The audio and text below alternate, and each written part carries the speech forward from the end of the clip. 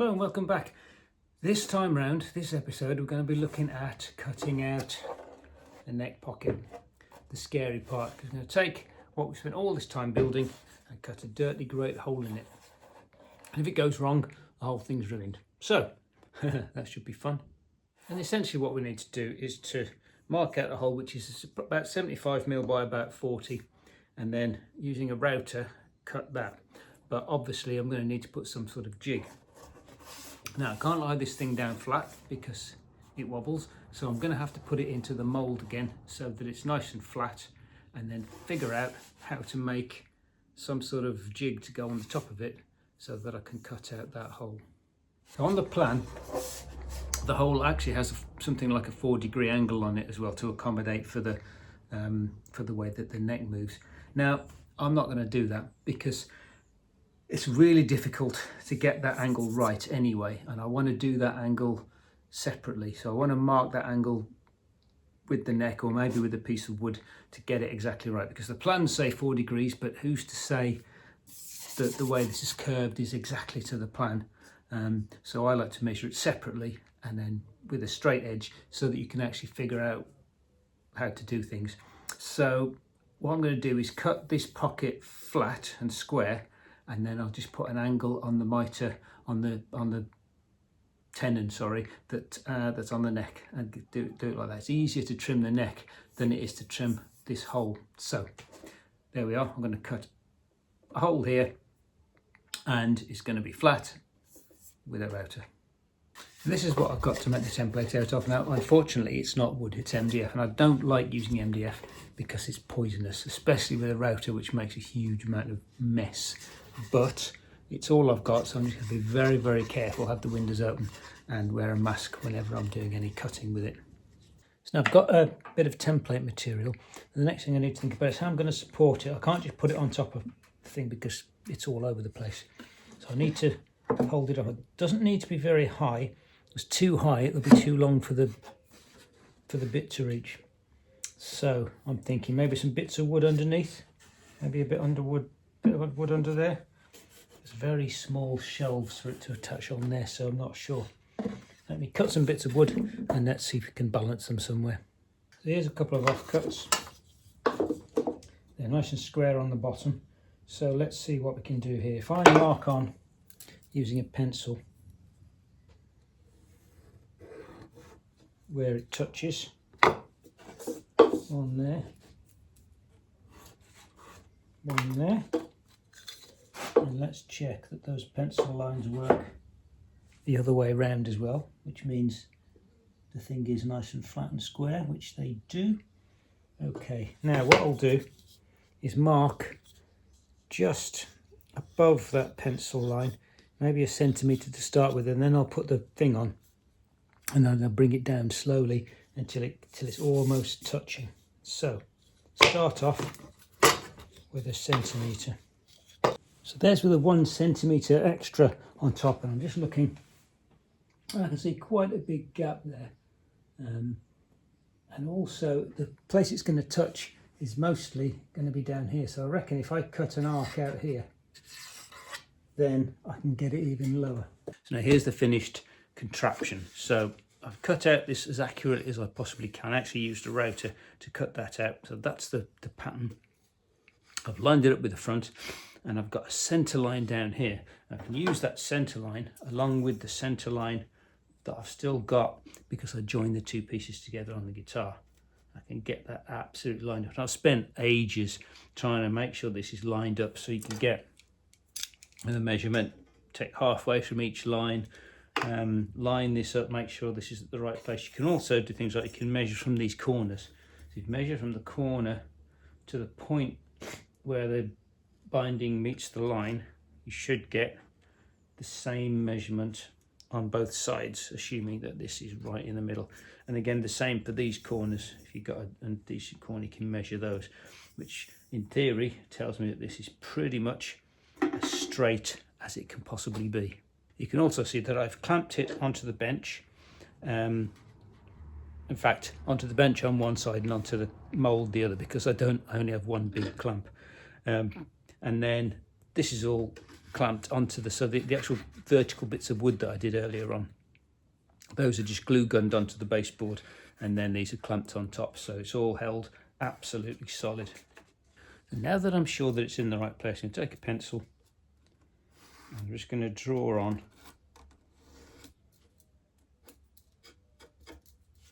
the place where the hole's going to be. The next thing I'm going to do, because I'm going to have to drill this, I need to take this off again.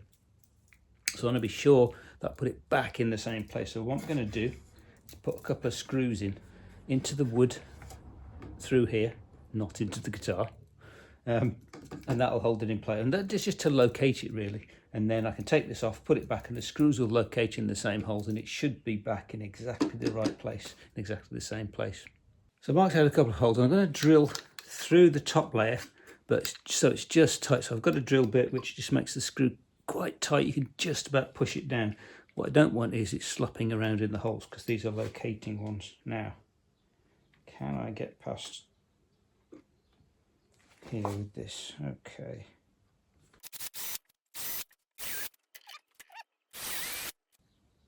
Again, because it's MDF, I'm trying not to make any more dust than I have to. Okay, should be able to pop the screws in now. You can see they fit, but they're tight.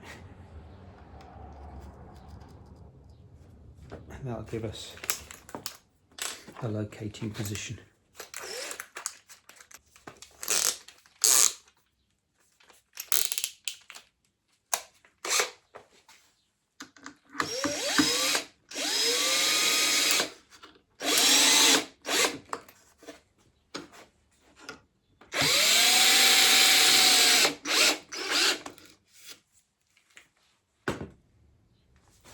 Okay, with that in place, theory says I can now remove this, drill out the waste here, and then put it back in exactly the same place.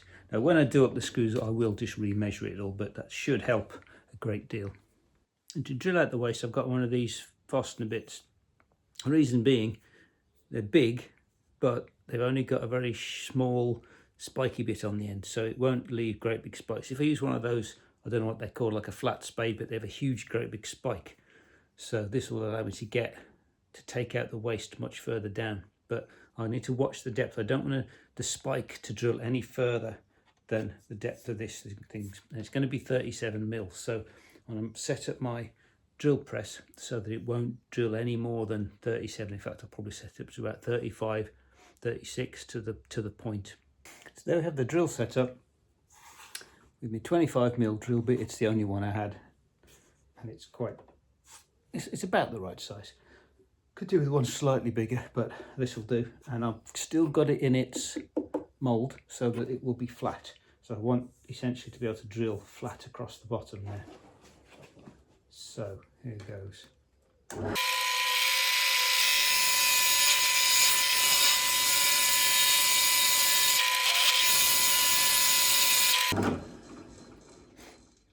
I'm getting towards the bottom of the first hole. So what I'm going to do is just double check that it looks about right, just in case I've got that depth setting wrong. And actually, yeah, we've still got plenty of room. It feels worse from this side than it really is. So let's carry on down.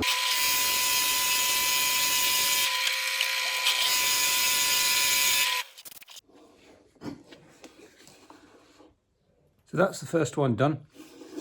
It looks like it's not all the way to the bottom, and it's not. It needs to really go another 4 or 5 mil, but that point is getting pretty close. That point is further down, so I could probably take a little bit more, but I can take the rest off with a router.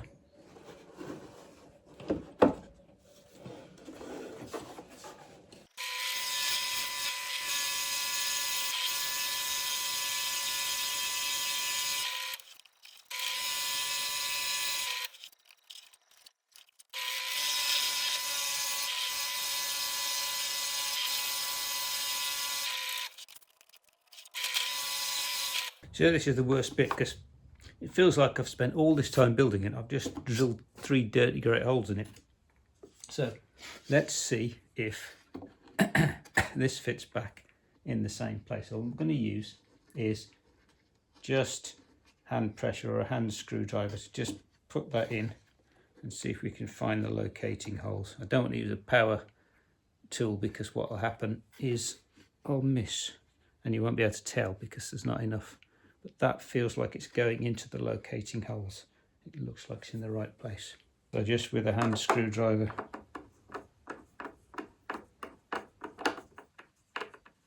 yeah, it's going in. And I'll probably leave these in while I do the routing just to be on the safe side. I don't think anything's going to move, and they're well away from where the router head's going to be. Okay, as I said, I'm going to recheck that. I'm going to re-measure these angles back to here, check everything, get me ruler on and make sure everything's absolutely square before I go any further. So now I'm ready to route out the hole now. What I've got is a series of these getting bigger and bigger. So the smallest one just reaches down to do the first groove, so probably get me through the top piece, and then I've got some bigger and bigger ones. Eventually the last one just about reaches the bottom, so that essentially defines how deep I can cut the trench. So again, routering, got my super suit on, mask, eye protection. Now remember, with a router we're only going to go a very small amount at a time, just maybe 2 or 3 mil. So with 30 odd mil to go, it's going to take me at least 10 passes, just gently to bring that down.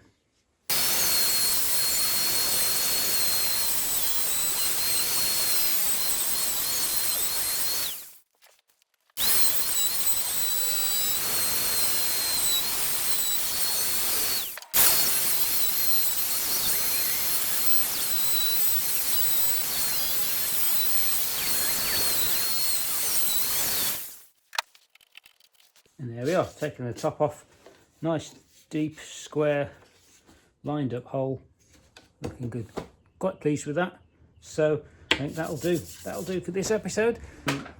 Hope it was useful. Hope it was interesting. Don't forget to press like if you liked it and subscribe if you want to see some more. So maybe I'll see you next time.